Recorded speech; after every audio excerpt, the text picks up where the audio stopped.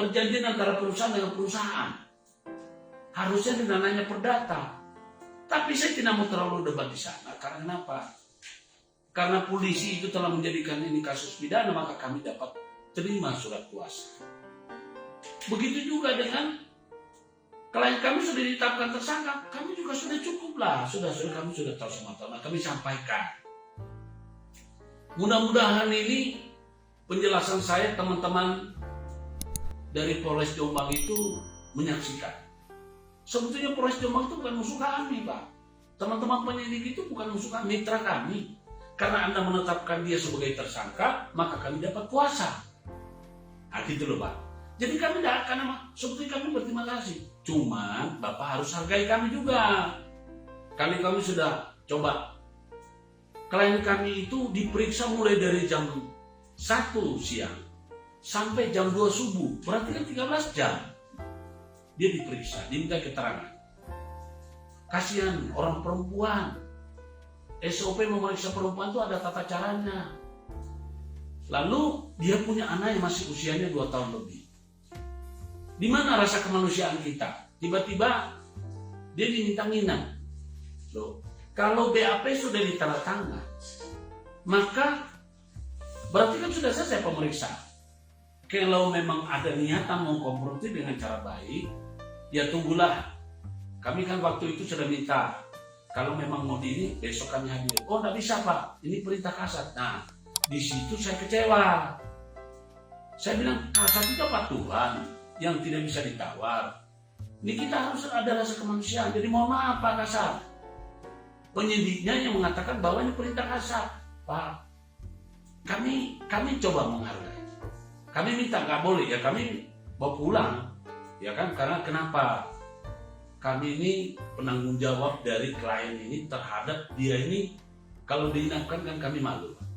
Nah, setelah di pulang, karena tidak jadi, karena kami itu minta baik-baik tidak diterima, berarti konsensus itu ditolak. Coba Bapak bayangkan. Kami janji besok mau datang, itu kalau diterima, tapi kan nggak diterima. Nah, karena nggak diterima maka kami anggap konsensus itu tidak diterima. Karenanya kami datang pada hari itu juga pada jam, jadi nggak sampai 12 jam, ya sekitar jam 1, ya kan dari jam 2 kita selesai ya pada waktu itu kira-kira hampir jam 3 lah subuh kita tinggalkan Mapolres, kita pulang. Pada jam 2 walaupun capek sekali karena kami sudah terlanjur ngomong, kami datang. Kami tidak bawa memang kliennya karena konsensus yang tadi subuh itu tidak diterima oleh penyidik. Coba Bapak bayangkan kalau kami bawa klien itu untuk datang konfrontir sementara belum jelas, bisa-bisa langsung ditahan. Mana harga diri kami sebagai kuasa? Lah, kami datang ke sana sebagaimana ketentuan. Penasihat hukum kan boleh mengajukan untuk dilakukan gelar perkara. Nah, kami ajukan gelar perkara, ada tanda terimanya, plus kita meminta tolong Pak, kalau memang mau dipanggil, kalau memang dibutuhkan untuk konfrontir, tolong buatkan panggilan. Nah, jam 4 sore itu kami sudah tinggalkan Mapolres Jombang. Yang membuat kami sakit, Pak. Ya, jam 8 itu tiba-tiba dia dijemput. Pak, kira-kira menurut Bapak di mana itu? Salahkah kalau kami datang ke sana? Padahal kami sudah minta, tolong kalau mau jemput, tunggu kami. Tidak boleh. Kalian kami sudah suruh, jangan pergi kemana-mana kalau kami belum sampai. Kami sudah ubur-uburan dari sini jam 8, nyampe di sana jam 10 malam, jam 9 malam, tahu-tahu sudah harus ke Mapolres. Ini loh Pak, yang kayak gini-gini itu mana rasa kemanusiaan kita? Kami kemudian di mana penghargaan dari teman-teman kepolisian kepada pengacara? Pengacara ini jangan dianggap sepele Pak. Teman-teman polisi itu mungkin tidak terlalu apa karena belum kesandung masalah. Lihat, banyak atasan-atasan polisi yang jadi jenderal itu ketika mereka ada masalah, ya terutama berapa jenderal polisi yang dipecat ini, yang bela siapa? Pengacara, Pak. Pengacara itu punya kekuasaan di pengadilan, di luar pengadilan. Dan pengacara itu dibenarkan dalam undang-undang untuk membela orang-orang yang diduga salah. Apa yang kita bela bukan salahnya, hak asasinya. Jadi kami ini adalah pembela hak asasi, pejuang kebenaran. Mohon hargai, hormati, kita saling menghargai. Jangan sampai arogan. Seperti pada malam itu, kita jadi rame. Masa kami diusir? Saya diusir, Pak. Cuma saya nggak mau persoalkan. Hanya pada waktu itu saya emosi, saya marah. Loh, kok saya diusir? Ini kantor polisi adalah milik rakyat, Pak. Tolong diketahui ya, semua instansi pemerintah itu adalah milik rakyat. Memang para pejabatnya berkantor di sana, tapi itu adalah kantor ditujukan untuk pelayanan. Coba Anda lihat doktrin ataupun konsideran dari semua undang-undang. Undang-undang tentang kepolisian, undang-undang tentang kejaksaan, undang-undang tentang kehakiman, undang-undang tentang peradilan umum, undang-undang tentang pemerintahan desa, kota, sampai semuanya mengatur untuk melayani kepentingan masyarakat. Nah, kalau ada orang yang kecewa, Bapak digaji oleh negara, pakai uang rakyat. Harusnya kalau digaji sama rakyat, kita baik-baik aja, jangan nyiksa rakyat. Kami digaji sama klien, kami bela mati-matian. Bukan kesalahannya, bukan. Jadi mohon jangan dianggap kami arogan. Bagaimana mungkin kita mau bisa arogan? Kita nggak punya power. Hukum bukan kita yang menentukan. Ya, kami nggak punya borgol, kami nggak punya senjata, Pak. Jadi kalau ada yang mengatakan bahwa kami ini melampaui batas, apa ya batasnya? Mana lebih parah? Polisi, penyidik yang punya hukum. Kenapa saya bilang hukum?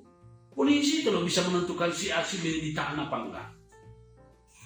Dia bisa menghukum orang, padahal belum putusan. Hanya berdasarkan bahwa dia punya kewenangan. Iya, itu. Pengacara nggak bisa menahan orang, nggak bisa menyandra orang. Kemudian Pak, polisi itu punya borgol, Pak. Dia borgol orang. Saya pernah diborgol, kami berhasil satu tangan. Ketiga, dia punya senjata, Pak. Wah, ini teroris, dia tembak. Ini maling, dia tembak, Pak. Dan dimenangkan sama undang-undang. Jadi harap kita saling mengerti, menghormati. Kepada masyarakat, ini adalah edukasi yang sangat berharga. Tolong sebarkan kepada siapa saja. Ini adalah ilmu pengetahuan yang tidak disesatkan. Kalau banyak pengacara yang belum tahu ini anda belajar. Kemudian ada orang yang bilang, Pak, video Bapak itu telah mencemarkan nama baik. Pak, pencemaran nama baik itu, ya, kalau orang itu tidak melakukan apa-apa, kemudian kita menuduh, dia mencemarkan, dan namanya siapa? Seperti yang saya beritahu bahwa sekarang ini ada perkara kami yang pengadilan sendiri sudah kebingungan. Karena yang melaporkan adalah pengadilan. Lalu kami harus disidang di pengadilan. Pada waktu mereka proses di kepolisian, ya suka-suka mereka bisa menggunakan kewenangan itu. Tapi begitu dibawa persidangan, saya ini ngerti hukum, Pak. Ya, akhirnya apa? Coba, kasihan kan? Marwah peradilan menjadi teracak-acak. Karena saya tidak mau, Pak. Saya mau dikasih sanksi, sementara adalah kesewenang-wenangan, tidak sesuai hukum. Saya lawan, Pak. Mendingan saya mati demi mempertahankan kebenaran daripada saya harus menjadi orang yang konyol, ya, menerima hukuman tanpa pernah melakukan kesalahan. Saya tidak akan mau. Ya, jadi Anda harus ingat, memproses kami di pengadilan, Anda mungkin hanya bisa lolos pada saat proses itu tidak terbuka untuk umum. Seperti apa? Ya di kepolisian. Kan proses itu tidak terbuka untuk umum.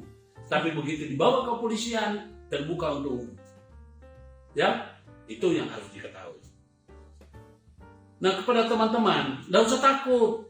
Kalau ada instansi yang melaporkan, Anda jangan pernah mau diperiksa kalau yang merepresentasikan tentang instansi itu belum diperiksa. Seperti katakanlah tadi kantor gubernuran melaporkan Anda dengan delik aduan. Itu sebenarnya kan sudah dianulir. Tapi kadang-kadang polisi, apakah mereka nggak ngerti tentang adanya putusan Mahkamah Konstitusi? Yang pasti biasa jalan. Nah, ketika dijalankan, kalian sudah punya senjata. Apa senjatanya? Tanyakan, ya, perkara apa, barang buktinya apa, siapa saja yang menjadi korbannya, apakah sudah diperiksa korbannya. Karena itu masalah pidana formil itu, ya.